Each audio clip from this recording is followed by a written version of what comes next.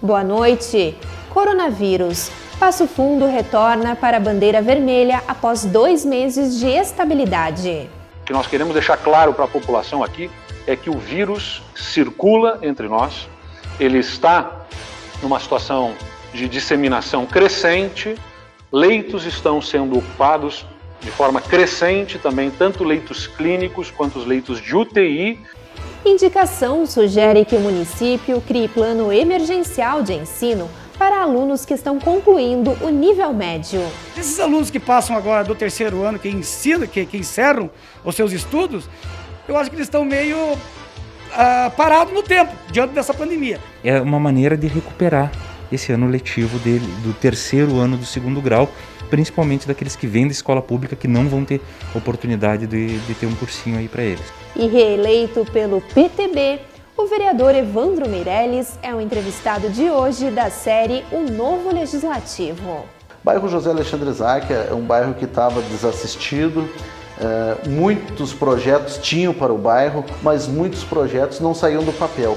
E nós, como vereadores, fizemos com que saísse do papel, onde aconteceram várias obras importantes nesses últimos 4 anos no bairro José Alexandre Zaque.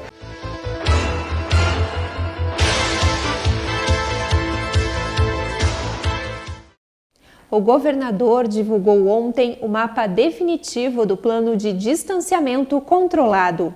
E após 2 meses de estabilidade, a região de Passo Fundo retorna para a bandeira vermelha.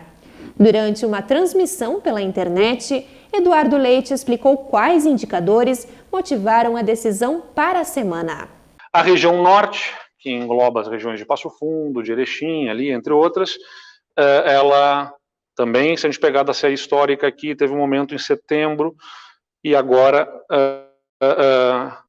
depois de ter reduzido ao longo do mês de outubro, observou ao longo do mês de novembro este aumento e aqui mesmo, no final de outubro, início de novembro, tinha chegado a bater com a redução de internações 4 leitos livres para cada leito ocupado por paciente de Covid e, diante deste crescimento, reduziu para 0,87 leitos livres para cada paciente que ocupa um leito de UTI confirmado para o Covid. Então, a gente observa também nessa região um movimento preocupante. A variação de confirmados na quinzena em relação à quinzena anterior foi de 40%, quase 41% positivo.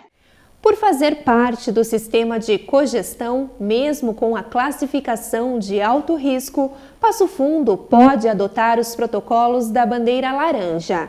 Ainda assim, o governo gaúcho pede que a população fique atenta aos números e reforce os cuidados preventivos. Somos o estado que tem das menores taxas de letalidade, o menor excesso de óbitos. Praticamente, neste ano, o número de óbitos observado no estado esteve dentro da média dos anos anteriores. Aliás, se compararmos só com o ano passado, até tivemos menos óbitos neste ano do que no ano passado no estado do Rio Grande do Sul, segundo os dados dos cartórios de registros civis. Esses dados estão de forma transparente, registro civil, transparência do registro civil, quem quiser acessar lá buscando pelos sites de busca, vai poder observar e comparar estados e vai observar que o Rio Grande do Sul tem o menor excesso de óbitos. Temos leitos e estrutura para atender a população, mas uma situação que inspira cuidados. Então, antes de mais nada, o que nós queremos deixar claro para a população aqui é que o vírus circula entre nós, ele está numa situação de disseminação crescente, leitos estão sendo ocupados de forma crescente também, tanto leitos clínicos quanto os leitos de UTI, e, portanto, é muito importante que a população tenha a consciência e ajude, sem aglomerações, evitando festas, eventos onde não haja os cuidados devidos, evitando situações que possam colocar a si e as outras pessoas em risco. Mesmo que você não esteja na faixa de risco, vai ter contatos dentro de casa, com familiares, de grupos de risco, que todos tenham consciência para evitar que o Estado venha a sofrer nesta reta final, até que haja uma vacina, e temos uma expectativa de uma vacina para os primeiros meses do ano que vem, para evitar que tenhamos uma situação que não desejamos na ocupação de leitos de UTI e, pior do que isso, nas perdas de vidas. Também no pronunciamento, o governador Eduardo Leite descartou a adoção de regras mais rígidas de distanciamento. Agora, o objetivo é estabelecer protocolos que não prejudiquem a recuperação do setor econômico. E estamos analisando novas formas de estabelecer, se não houver bom senso por parte da população para atender aos protocolos, restrições que menos impactem a economia. A nossa disposição é de permitir a melhor retomada da economia com a melhor conciliação em relação à preservação da saúde, das vidas. Então não há para o momento nenhuma restrição adicional, mas nós recomendamos aos prefeitos municipais que intensifiquem fiscalização para o cumprimento dos protocolos. Renovamos o nosso apelo à população para que sigam os protocolos, para que mantenham o distanciamento, para que nos ajudem na menor disseminação do vírus, respeitando a todas as determinações. Nós estamos agora num período que estamos chegando no verão, naturalmente as pessoas querem mais confraternizações, querem estar perto uma das outras, eventos, festas, o clima é convidativo, mas é importante que as pessoas lembrem que nós não estamos num momento de normalidade. Nós temos um vírus que circula, que está levando a um aumento de internações e que é importante, portanto, que não façam aglomerações em grandes grupos. Quando estiverem juntos, mantenham o distanciamento, reduzam contatos. Eu não estou pedindo aqui que as pessoas fiquem trancadas em casa. A gente sabe que é importante para a saúde mental, é importante para a economia, que as pessoas circulem, mas que façam isso com cuidado, sem grandes aglomerações, que façam respeitando os protocolos e nos ajudem a manter, então, esta disseminação do vírus para que nós possamos conviver com ele até que chegue a vacina, sem deixar de atender ninguém nas nossas estruturas hospitalares. A Câmara Municipal realizou nesta segunda-feira uma nova sessão plenária. E o destaque da reunião foi o grande expediente de Renato Tchequer. Na tribuna, o vereador reeleito apresentou o conteúdo de uma indicação e comemorou o resultado das urnas.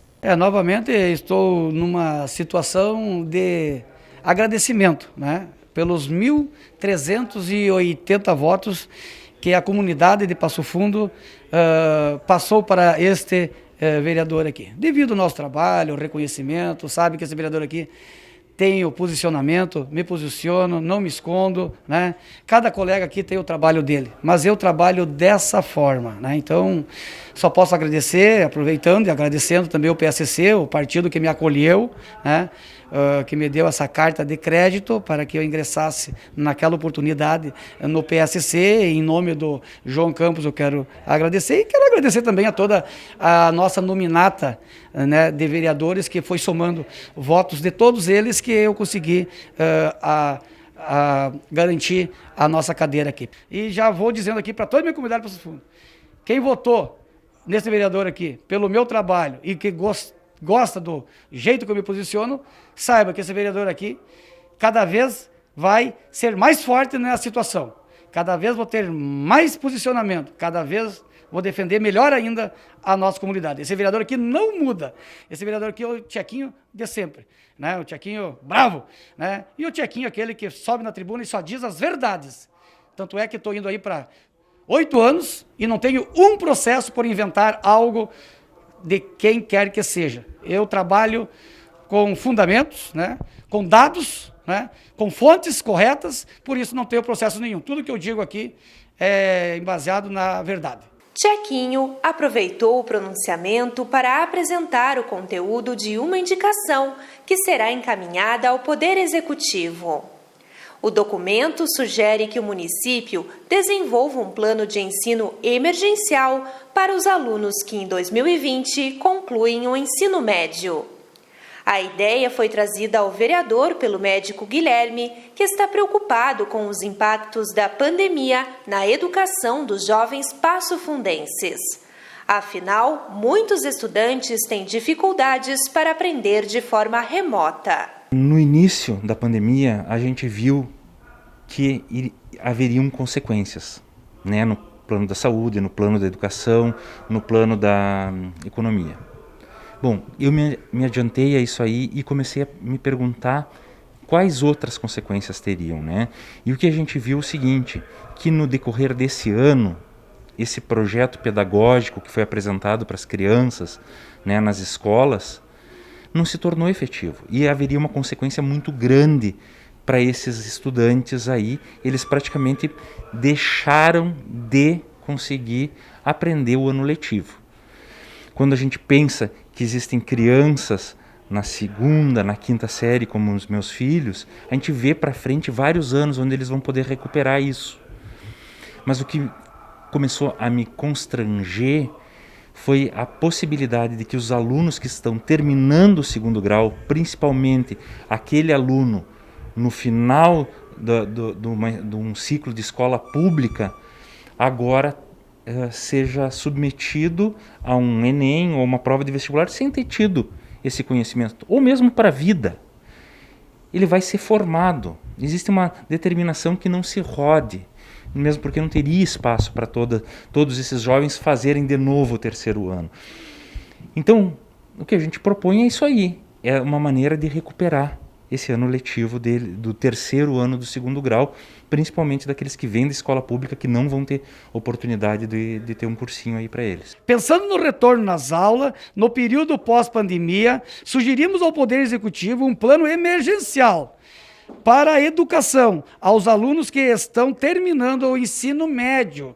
Então seria um grande apoio, um grande incentivo através de cursinhos, né? Eu ia fazer um projeto de lei, mas como gera custo para o nosso executivo, então que o nosso, até atual prefeito, ainda dá tempo, e o nosso futuro prefeito, Pedro Almeida, que foi eleito a partir de janeiro, veja com muito carinho essa situação aqui. Porque os alunos que estão no segundo ano, bom, eles têm mais o terceiro ano para aprender e depois fazer um vestibular, e daí continua tudo o alinhamento legal, né? Mas esses alunos que passam agora do terceiro ano, que encerram os seus estudos, eu acho que eles estão meio parados no tempo, diante dessa pandemia. Então que venha agora então o nosso executivo e ofereça esse auxílio emergencial através de cursinhos e que, claro, banque isso para esses alunos. E depois do intervalo, vamos conversar com o vereador Evandro Meirelles, que recebeu 1.609 votos nas eleições. O parlamentar continua na Câmara para um segundo mandato.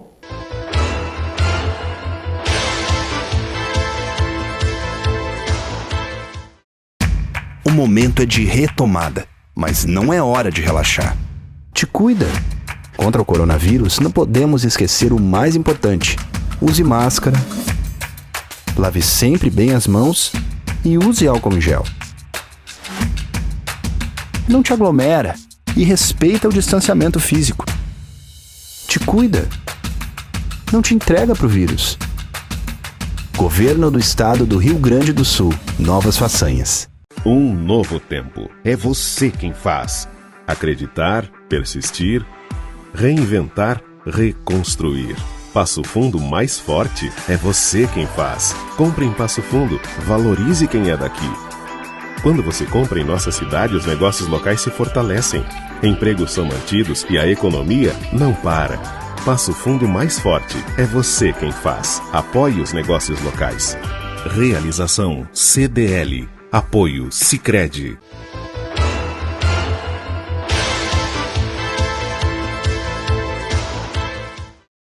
Estamos de volta com a quinta entrevista da série O Novo Legislativo. E nesta terça-feira eu converso com o vereador reeleito Evandro Meirelles, do PTB.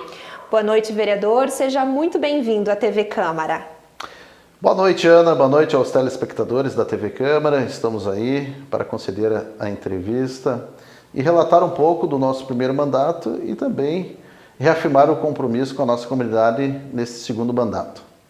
Evandro, o senhor foi eleito, então, com 1.609 votos pelo Partido Trabalhista Brasileiro. O número ele é bem superior ao de 2018, então, quando o senhor concorreu pela primeira vez. Isso mesmo, Ana. Tivemos aí 7 colegas vereadores reeleitos. E o único vereador que conseguiu aumentar o número de votação foi nós. Nós que tínhamos feito 1.425 votos na primeira eleição nossa, e nesta segunda fizemos aí 1.609. Tivemos aí quase um aumento de 200 votos nessa nossa reeleição. Eu gostaria que o senhor fizesse uma avaliação de forma geral, então, do pleito eleitoral. Foi um período bastante difícil em razão da pandemia, especialmente algumas mudanças que tiveram que acontecer no período da campanha. Foi uma campanha atípica, Ana, pois nós tivemos que fazer o corpo a corpo, pois não poderíamos fazer reuniões, aglomerações de pessoas. Então, assim, nós tivemos que gastar o taco da bota correndo atrás de votos, né? Então, visitando bastante pessoas, conversando com as pessoas nas ruas, né? E também motivando as pessoas para que fosse votar, porque o que eu senti nessa campanha, as pessoas dizendo que não iam votar, que não queriam participar por causa da pandemia, e a gente motivando, incentivando, né, que fosse, porque teve uma segurança para os eleitores, né, pudesse ir votar, com uma questão de levar uma caneta, ir de máscara, álcool gel tinha na entrada da sessão, né? Acessava uma pessoa por vez. Então nós fizemos esse trabalho de campanha de pedir voto e também campanha de fazer com que as pessoas fossem votar. Falando um pouquinho então da sua vida pessoal, o senhor é empresário, né? Tem 40 anos, casado, 3 filhos. Como é que o senhor faz para conciliar então o trabalho da barbearia com o trabalho aqui no Legislativo Municipal? Sempre por onde eu ando, sempre digo, né? Minha profissão é cabeleireiro, radialista e narrador de rodeio, né? Essas são as nossas profissões, e ainda estou aí cursando a faculdade de Direito. A minha barbearia, hoje, quem está na função, que está em meu lugar, é meu filho. Passei então a barbearia para ele, então lá de vez em quando algum outro cliente a gente atende com horário marcado. E a rádio também a gente faz a volta e meia alguns freelance, e nos finais de semana os rodeios. E agora estamos aí retomando novamente a nossa faculdade. Nós tínhamos trancado a faculdade de Direito e agora vamos fazer a nossa rematrícula e dar continuidade a essa faculdade, que é muito importante para nós que fizemos política. Eu gostaria que o senhor resgatasse um pouco então da sua trajetória política. Como é que foi o início então do seu trabalho junto às comunidades e até a chegada na Câmara Municipal? A minha trajetória, eu sempre digo para as pessoas, iniciou quando eu inaugurei minha barbearia lá no bairro São Luís Gonzaga, onde não tinha iluminação pública, né?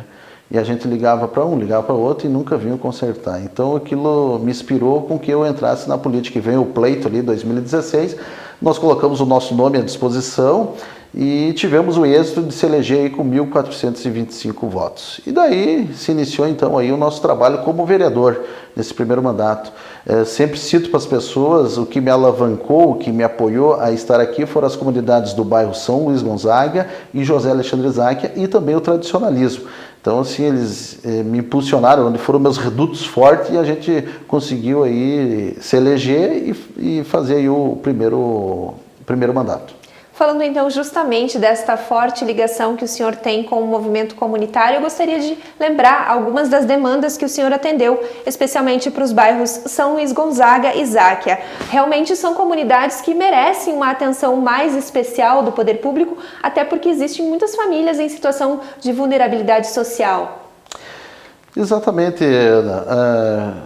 Relatando um pouquinho sobre a questão do meu trabalho comunitário, a gente começou se envolvendo em associações de moradores. Foi no bairro José Alexandre Záquia, onde eu fui o primeiro secretário do nosso presidente João do Galpão. Depois, no meio tradicionalista, também no bairro José Alexandre Záquia, no CTG Pastoreio da Tradição, onde a gente começou a dar os primeiros passos, servindo churrasco, fazendo cafés de chaleira. E agora falando um pouco da questão do meu primeiro mandato e das demandas desses bairros. O bairro José Alexandre Záquia é um bairro que estava desassistido. Muitos projetos tinham para o bairro, mas muitos projetos não saíam do papel. E nós, como vereadores, fizemos com que saísse do papel, onde aconteceram várias obras importantes nesses últimos 4 anos no bairro José Alexandre Záquia. Aqui posso citar algumas delas.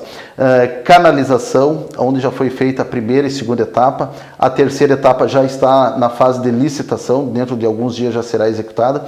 Escolinha de Educação Infantil Margarida, que antes atendia 70 crianças, hoje está lá inaugurada, entrega à comunidade, atendendo 200 crianças.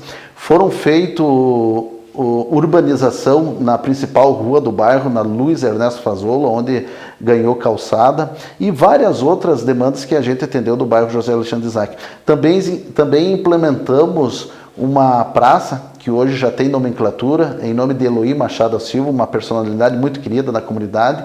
Lá nós restauramos brinquedos, colocamos os brinquedos e tem uma área de lazer agora no bairro José Alexandre Isaac, que é a Praça Eloy Machado da Silva. Bairro São Luís Gonzaga, o bairro onde eu moro já faz 21 anos, também conseguimos levar obras importantes.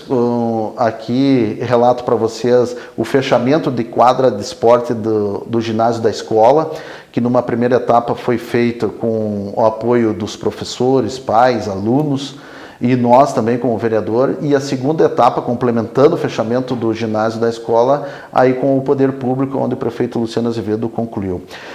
Também conseguimos que fosse feito no bairro São Luís Gonzaga o CRAS, o novo CRAS, então está lá atendendo as pessoas que mais precisam, as pessoas mais humildes da região da cidade. Conseguimos destinar emenda impositiva e buscar também recursos junto a Brasília para a finalização da unidade básica de saúde do bairro São Luís Gonzaga, uma das unidades mais grandes da nossa cidade. E ali, no momento que nós assumimos, era uma obra que estava parada, foi retomada e acabou e agora está sendo entregue. E para finalizar, também foram feitas várias sinalizações de trânsito no bairro São Luís Gonzaga, como quebra-molas, placa de pare, trevo. E, para fechar agora, então, o bairro São Luís Gonzaga, uma das obras importantes que a gente conseguiu buscar junto a Brasília. Aqui quero ressaltar para os amigos que eu fui 2 vezes a Brasília, várias vezes a Porto Alegre, sem pegar um pila de diária, e conseguimos colher frutos e trazer recursos. E um desses recursos foi a emenda parlamentar através do deputado Dirceu Franciscon, hoje deputado estadual Dirceu Franciscon, juntamente com o deputado federal Ronaldo Nogueira, uma emenda parlamentar de R$250 mil para a execução de um campo de futebol no bairro São Luís Gonzaga. Esta obra que já está aí com 50% já feita a obra, já estão sendo finalizada e dentro de mais alguns meses aí será entregue à comunidade do bairro São Luís Gonzaga. E por intermédio do senhor, também do seu gabinete, o movimento tradicionalista teve inúmeras melhorias no Parque de Rodeios da Roselândia. Eu queria que o senhor ressaltasse aí para a gente quais são as principais.